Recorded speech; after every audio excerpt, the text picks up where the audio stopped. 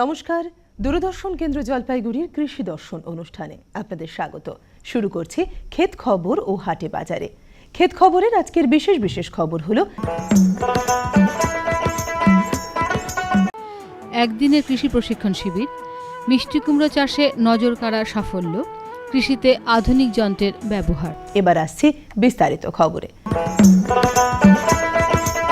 গত 22শে মে ফাঁসিদেওয়া ব্লকে 2 নম্বর বিধাননগর গ্রাম পঞ্চায়েতের অধীনে পূর্ব ভারতের সবুজ বিপ্লবের আনায়নের অধীনে একদিনের কৃষি প্রশিক্ষণ আয়োজন করে ফাঁসিদেওয়া কৃষি বিভাগ। এই প্রসঙ্গে সহ কৃষি অধিকর্তা ফাঁসিদেওয়া ডক্টর মেহফুজ আহমেদ জানালেন, দ্বিতীয় সবুজ বিপ্লবের আওতায় প্রযুক্তি দিবস উদযাপন করছি। এখানে চাষি ভাইরা বিভিন্ন ধরনের ধান চাষ করতো। বাড়ির ধানের বীজ রেখে বছরের পর বছর চাষ করার ফলে সেখানে উৎপাদনশীলতা অনেকটা কমে যায়। সেই জন্য আমরা দ্বিতীয় সবুজ বিপ্লবের আওতায় এখানে 100 হেক্টর নিরবিচ্ছিন্ন এরিয়া প্রদর্শন ক্ষেত্র করেছি এবং এখানে MTU 1010 এই নামের একটি উন্নত ধানের জাত সার্টিফাইড বীজ আমরা তাদের দিয়েছি। পাশাপাশি বীজ শোধক এবং আগাছানাশক এবং কিছু অনুখাদ্য আমরা দিয়েছি। এটা চাষিদের বোঝাচ্ছি যে আমরা যদি ভালো মানের সার্টিফাইড বীজ লাগাই, বীজ শোধন করি, সঠিক সময়ে যদি আগাছানাশক দিই এবং অন্যান্য পরিচর্যাগুলি যদি বিজ্ঞানসম্মতভাবে করা যায়, এই প্রদর্শন ক্ষেত্রে যেভাবে করা হচ্ছে, তাহলে কিন্তু চাষি ভাইদের উৎপাদন বৃদ্ধি পাবে এবং পাশাপাশি ধানের যে গুণমান সেটাও কিন্তু আরও ভালো হবে। ফাঁসিদেওয়া ব্লকের 2 নম্বর বিধাননগর গ্রাম পঞ্চায়েতের পাথুরিয়া গ্রামে এক মহিলা চাষি বড় আকারের কুমড়ো ফলিয়ে নজর কেড়েছেন। এক সময় ওই গ্রামে কোনো শাকসবজির চাষ হতো না। বর্তমানে কৃষি দপ্তরের সহায়তায় বিশেষ করে কুমড়ো চাষ হচ্ছে। কথা বললাম বাসন্তী সিংহের সঙ্গে। এই অঞ্চলে জলবিভাজিকা প্রকল্পের মাধ্যমে যে জলসেচ হচ্ছে, তার ফলে প্রচুর পরিমাণে সবজির চাষ হচ্ছে, সে কথা আপনারা দেখলেন। যিনি উপকৃত হয়েছেন, এখানে দেখছি যে প্রচুর পরিমাণে কুমড়ো চাষ করেছেন। আপনার নাম বলবেন একটু? বাসন্তী সিংহ। আপনি তো কুমড়ো চাষ করেছেন, প্রচুর কুমড়ো হয়েছে আপনাদের জমিতে। কতটা ফলন হয়েছে? ফল 100-150 মতো। এই কুমড়ো আপনারা বাজারে বিক্রি করে লাভ হচ্ছে তো নিশ্চয়ই? 10 টাকা কেজি। আপনারা যে এই কুমড়ো চাষ করলেন, আগে তো এরকমভাবে চাষ করতে পারতেন না, কিন্তু বর্তমানে এই সেচ ভালো হচ্ছে, সেই জন্য আপনারা চাষ করছেন। তো কেমন সুবিধা হলো আপনাদের? আমাদের ভালো সুবিধা হলো জলের টানে, জলের চাষ ভালো হয়, তাদের সুবিধা ভালো হয়। আর চাষ করি পাটা, ভেন্ডি, কুই শাক, তারপর ক্ষীরা, মানে গোল্লাই।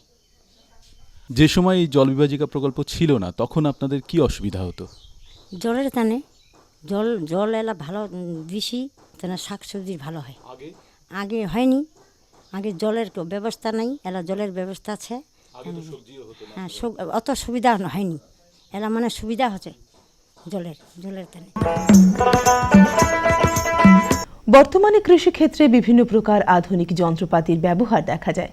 আজ দেখে নেব এমনই একটি যন্ত্র। এটা হলো বিনা কর্ষণে ভুট্টা বোনার মেশিন। এখানে 2টো বক্স আছে, একটাতে সার এবং একটাতে ভুট্টার দানাগুলো যদি আমরা দিয়ে দিই এবং এটাকে জমিতে কোনো রকম চাষ না করে বিনা কর্ষণে ধান কাটার পর দিনই আমরা ওই জমিতে এই যন্ত্রটার সাহায্যে ভুট্টা বুনতে পারি এবং তাতে ফলন হয় অনেক বেশি।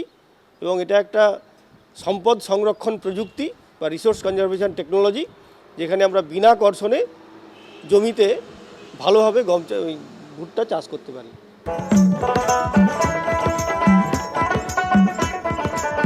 বোরো ধান সময় মতো লাগানো ধান পেকে গেলে খুব তাড়াতাড়ি কাটার কাজ শেষ করুন, যাতে মাঝারি বা ভারী বৃষ্টির থেকে ফসল রক্ষা করা যায়। দেরিতে লাগানো ধানে শীষের গোড়া পচা রোগ দেখা গেলে ট্রাইসাইক্লাজোল 0.75 গ্রাম প্রতি লিটার জলে গুলে ব্যবহার করুন। আবহাওয়ার খবর। উত্তরবঙ্গ কৃষি বিশ্ববিদ্যালয় থেকে প্রাপ্ত খবর অনুযায়ী উত্তরবঙ্গের বিভিন্ন জেলায় আগামী কয়েকদিনের আবহাওয়া কেমন থাকবে সে সম্পর্কে আপনাদের জানিয়ে দেওয়া হচ্ছে।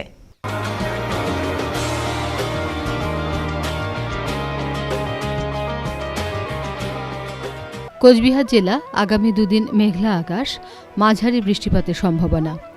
সর্বোচ্চ তাপমাত্রা 30 থেকে 33 ডিগ্রি সেন্টিগ্রেড, সর্বনিম্ন তাপমাত্রা 22 থেকে 23 ডিগ্রি সেন্টিগ্রেড। সর্বোচ্চ আপেক্ষিক আর্দ্রতা 91 থেকে 95%, সর্বনিম্ন আপেক্ষিক আর্দ্রতা 63 থেকে 75%। বাতাসের বেগ ঘন্টায় 9 থেকে 12 কিলোমিটার। জলপাইগুড়ি জেলা, আগামী দুদিন মেঘলা আকাশ, মাঝারি বৃষ্টিপাতের সম্ভাবনা।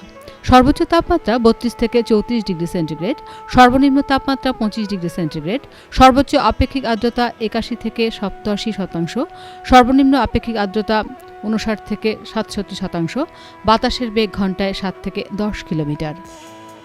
উত্তর দিনাজপুর জেলা, আগামী দুদিন মেঘলা আকাশ, মাঝারি বৃষ্টিপাতের সম্ভাবনা। সর্বোচ্চ তাপমাত্রা 34 থেকে 36 ডিগ্রি সেন্টিগ্রেড, সর্বনিম্ন তাপমাত্রা 24 থেকে 25 ডিগ্রি সেন্টিগ্রেড, সর্বোচ্চ আপেক্ষিক আর্দ্রতা 84 থেকে 90%, সর্বনিম্ন আপেক্ষিক আর্দ্রতা 42 থেকে 68%, বাতাসের বেগ ঘন্টায় 15 থেকে 22 কিলোমিটার। এবার হাটে বাজারে। উত্তরবঙ্গের বিভিন্ন অঞ্চলের নিয়ন্ত্রিত বাজারের কৃষিজ পণ্যের পাইকারি বাজার দর সম্পর্কে আপনাদের জানিয়ে দিচ্ছে।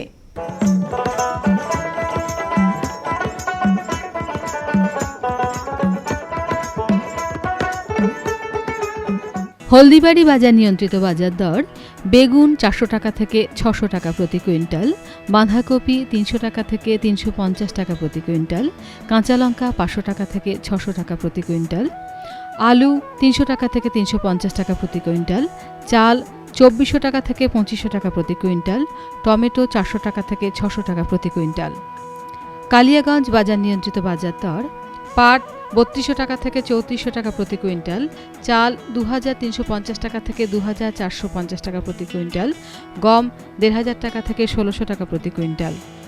রায়গঞ্জ বাজার নিয়ন্ত্রিত বাজার দর: পাট 3100 টাকা থেকে 3300 টাকা প্রতি কুইন্টাল, চাল 2450 টাকা থেকে 2550 টাকা প্রতি কুইন্টাল, গম 1500 টাকা থেকে 1600 টাকা প্রতি কুইন্টাল।